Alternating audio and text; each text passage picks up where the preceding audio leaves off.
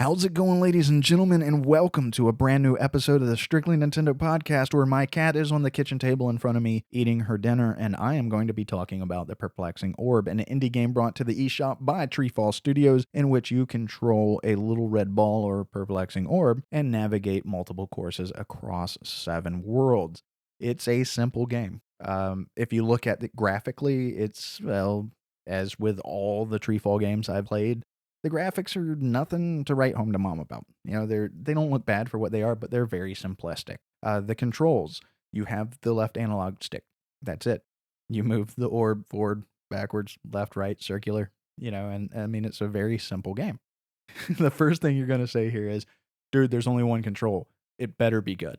But no, it is. It's good. And that's, I mean, the interesting thing is that the controls are good. I mean, from the varying degrees in which you can have control through the analog stick spectrum, from 0 to max.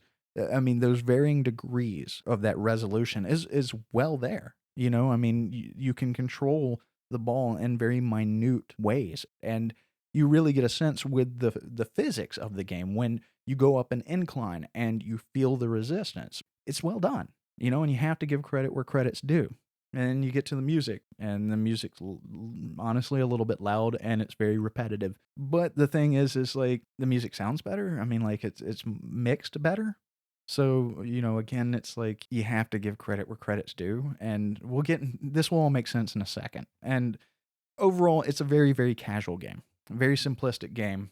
It's the type of game that, I had on the gamepad with the volume off, and I would play it during commercials when I was watching like House or Impractical Jokers or NCIS or something like that. Because, I mean, I don't want to pay attention to commercials. So it distracted me and I enjoyed it.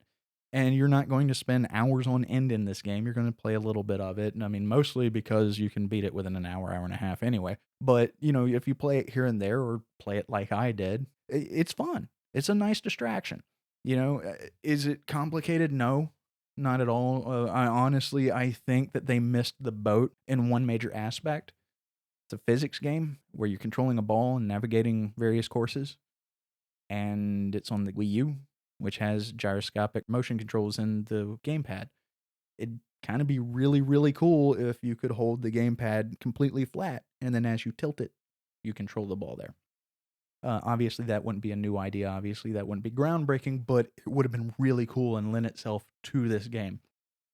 Now, the reason I say the controls are really done well, the physics are done well, and the audio is mixed well, and you have to give credit where credit is due, is I'm going to let y'all know a dirty little secret of mine. I play their games to experience their growth as a developer. It's clear to me that they're a very young developer, but the thing is you see how from their first entry all the way to this one that there's improvements. You get that real picture of watching them grow up, and I kind of like that. I mean, I don't know, maybe that's sappy or stupid or something, but I do. I like that. And the thing is you see throughout all their games, you see a bunch of really great ideas, but they're just scattered. Nothing ever unfortunately comes to a culmination of a final product. Because if you look at this, it's like there's some interesting courses. And there's a couple challenging courses here too. And then you get into the challenge mode where it's literally just like thinner courses, and it's like you have to be way more precise, which will actually show you how precise the controls are, and that really showcases it well. But then you get into like, you get to the special courses, and there's this one course where it's like dark and you can just barely see the outline of the course, and as you go through the course it starts to light up, and then there's like these little neon confetti or something flying around, and it's interesting.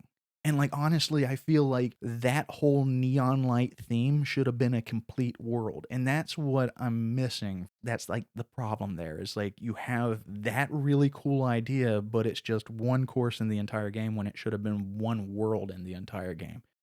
This game is not bad for a super casual game that you're going to use as a time waster to ignore commercials or something like that, but it could have been so much more interesting in my opinion, even if you never took advantage of the gyroscopic controls, which I think that would have just made the game like really, really cool. But even if they didn't, if they had more of like an entire world of the Neon course, I would have liked to see more of that kind of stuff. So Treefall, if you're listening, I see a lot of potential in you. I really do. I just want to see more of those really good ideas.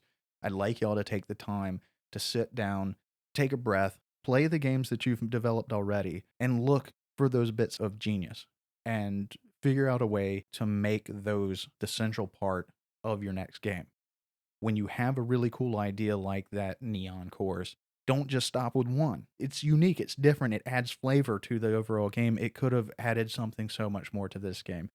And then there was this one course, it was a challenge level, a snow level. Halfway through it, a cloud passed by, and for a brief moment, there was this really interesting fog, like haze to everything, and it really changed up the environment, graphically speaking, and it was more interesting, and then it was gone. And, whether it was, you at the halfway point, you rolled into the fog and it was there through the end of the course, or whether it was through the entire course, that right there is a unique element that would have just changed up the overall feel of that one course. And that's the kind of ideas, that's the kind of little things that I'd like to see. So, it's one of those things I want to see all of these neat little ideas brought together and capitalized on.